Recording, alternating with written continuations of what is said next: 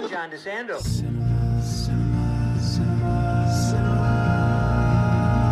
Classics, let's go to the movies and share some popcorn, soda pop with our friends.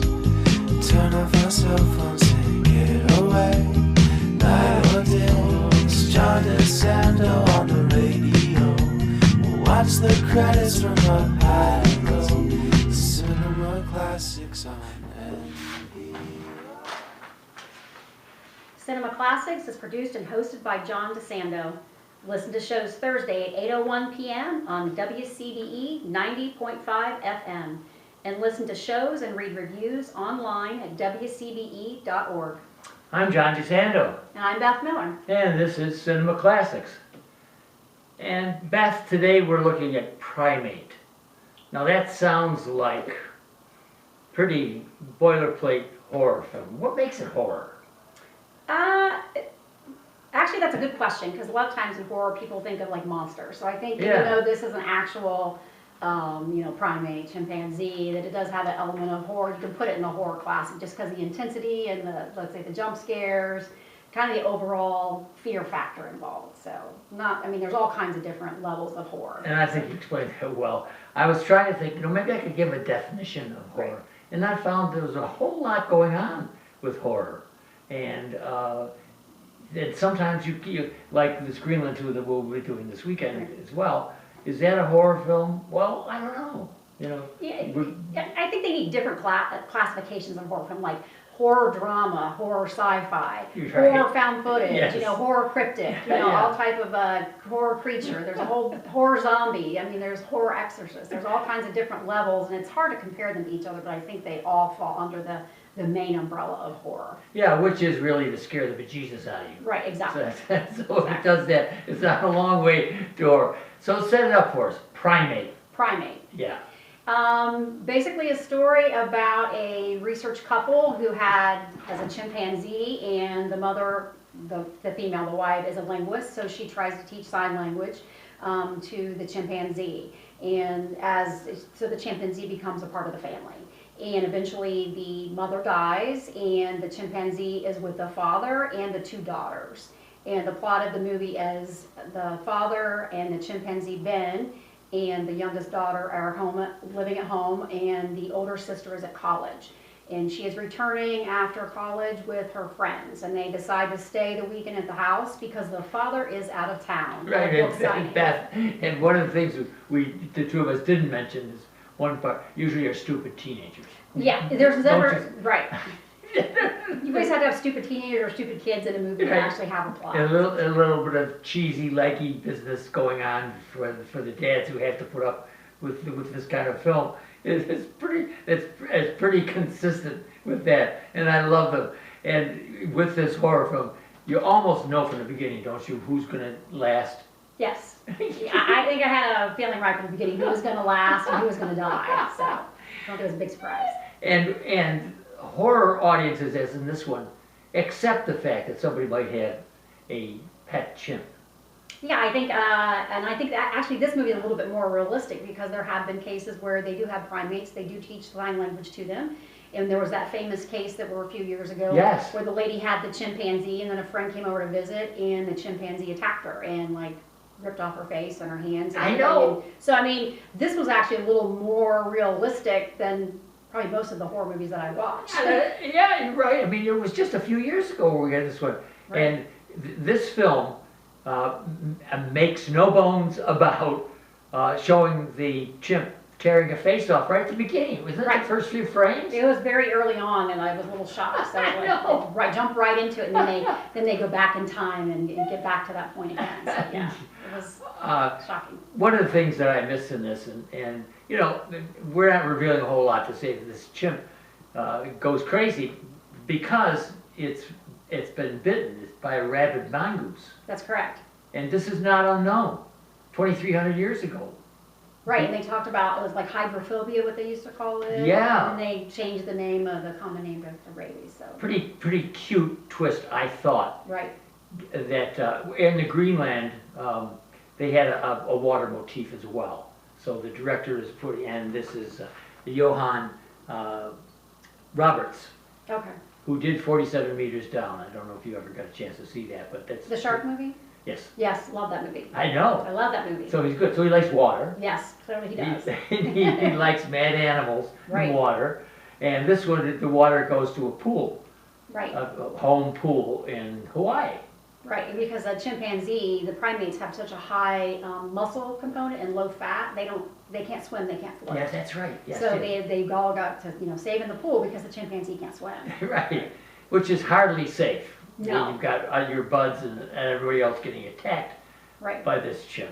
And- yes, it was very intense, the scene. I like about the movie how, you usually have rabid animals or crazy animals that will attack Yeah. people in like a more of a nature setting. But the chimpanzee is obviously on a different level because of its intelligence. It's Yeah. close to a human being. Yeah, And also this one also has the ability to communicate and has been living around humans. So it's aware, I don't know how much you want to give away as far as like the scene with the remote for the car.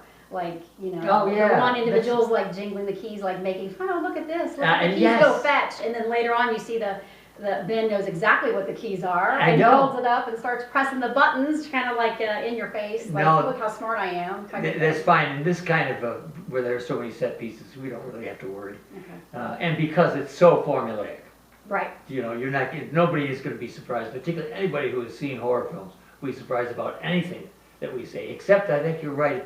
The chimp adds a little turn of the screw to this because it's so close to us. In fact, they open up and he's wearing an outfit. yes, he's, they treat him like a human, like a member of the family. Yeah. He's walking around with a t-shirt on, Yeah. and clothing, and, has his own, I thought he would have a room actually in the house though, living. Yeah, he's rather in than a enclosed, cage. Which kind of was a little bit shocking for me that he had an outdoor enclosure, which I was like, okay, maybe he wants to be outdoors, but he's treated so much like a member of the family, I almost thought he would have a bedroom, like, in that big house. Yeah, but Beth, also, they cage him up at night. Yes, they put him in the cage where it has a little house, and he's caged up at night. Yeah, but it's interesting that he's treated like family, Mm-hmm. but at night, he's in a cage. What is that? I don't know, I mean, it tells you he's still an animal, Right, and cages are traditional for us to put our dogs in and so on, so it wouldn't be, but yeah.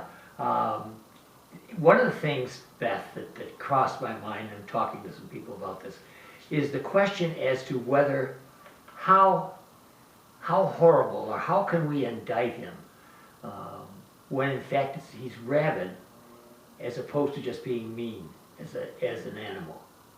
yeah, I think there's a difference when you talk about the horror movies, when an animal is just basically, it's doing its own nature and it's ravenous versus somebody that's, a human being that's calculated and mean and doing all this type of stuff. So I don't think we can fault him at all. Ben, it has no fault in this whatsoever. Good, It's great. not at all. It's his fault. It's not his fault. First, they've taken chimpanzee, which really should be living in the wild, and they brought it into a human setting, tried to treat it like a human being, but still also doing that divide of still treating him like an animal by putting him in the cage at night, and then he gets bit and he's rabid, and everything that he reacts is a lot from the virus. So I mean, there's nothing that we can blame on him. I mean, he's taken out of the wild, treated like a human, and then he gets bit. So it's none of it is his fault. Yeah, well, and hard-headed realists like your husband Tim might question us as to, how horrible can this be when he's just rabid. It's not his nature, it's not him, but it is rather the infliction that he Right. has.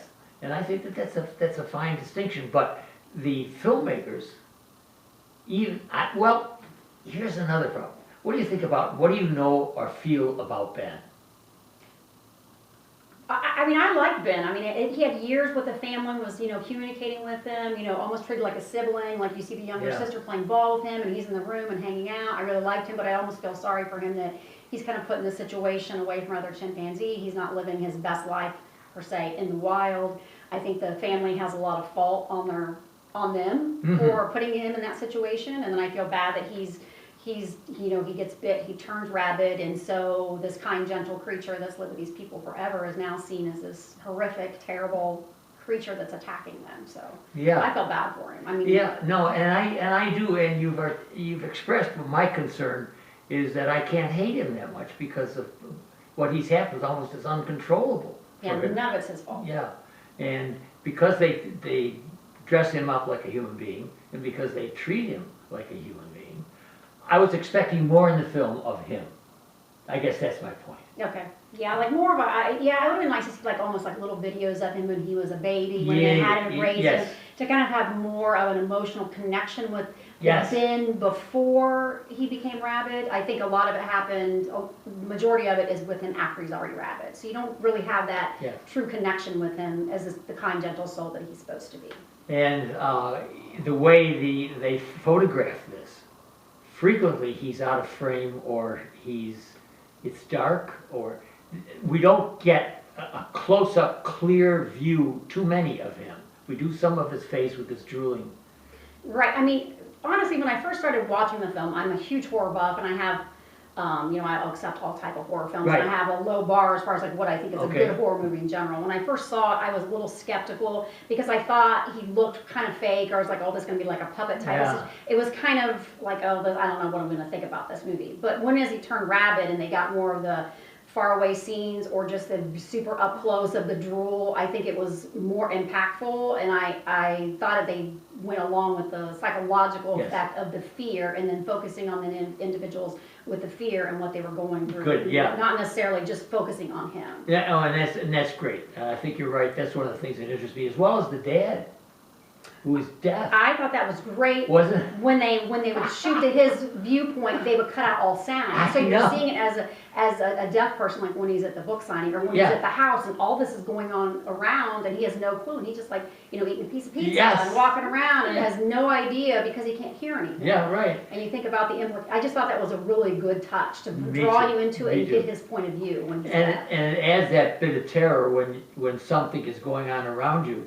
and you don't even hear it. You have no idea. Dad is there, going to protect them, and all. No, Dad, because you're not hearing you're not paying attention to what's going on. Right. So it was and Dad, I think, was a noted author of thrillers or something. Yes, he's a notable writer, and he's at a book signing, and somebody made the comment about it. It was like being drooled, or being smut writing or something like that. Like not the greatest novel writer, but people love them. So. Well, Beth Miller, people are going to have to go to the podcast experience on WCBE 90.5, and they're going to have to look at the Double Take if they want to hear more of you. They don't want to hear more of me. They want to hear more of you. So they can go there. So, Beth, what do you recommend for Primate? To go see it? I mean, if you are, my husband with me, who's not let's per se, a horror fan, favorite, he thought the movie was okay. Me, as a huge horror fan of all, I definitely recommend it to any horror fan. I think there had a good intensity to it. Even myself, who rarely gets a jump scare or rarely is impacted or has any of those intense moments, there were times like putting my hands up in my face or I had to look away. Great. So I think it was very well done as far as a horror movie. I think any kind of horror buff would really enjoy the movie. I highly recommend it to any horror fan, but just all in all, I think it's a good movie. I think it was well done with a plot that's been done before with other movies. So I think they did it well, like a newer take on it, and also bringing back into like a real life situation. And that's my point too. Is that you're gonna know ahead of time what happens. Right. That's part of the joy of this, the anticipation. It's like the old, do not go into that cellar. Right. This is not. Do not enter. You know what you're getting in for, right? Right. It's almost like the same way with the pool. Don't do that. You think you're going to be safe, but you're not.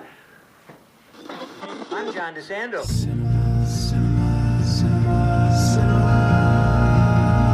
Classics, let's go to the movies and share some popcorn, soda pop with our friends. Turn off our cell phones and get away.